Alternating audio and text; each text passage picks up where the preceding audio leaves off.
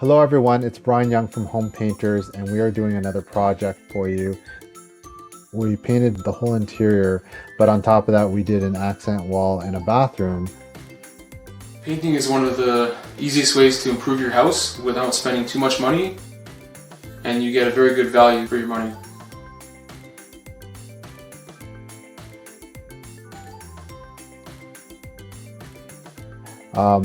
People want some variety, add some significance, and adds a little bit of punch and uniqueness to the room. So that's why wallpaper is is becoming more and more prominent.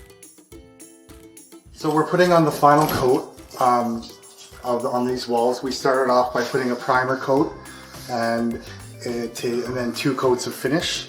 So this will be the third coat that I'm rolling on. At this project we also did some interior painting. We painted the walls, the trim, the door, the ceiling. Something that's becoming more and more prominent now is people are using whites and really light colors, and that's opening up the interiors. It's making it feel more California in terms of, it makes it feel like more of like a Los Angeles, California home. That's becoming a very common thing nowadays in Toronto, is they're adding more whites to the flavor in terms of color. So if you like what you see, we could definitely do this for you. We would love to do this for you.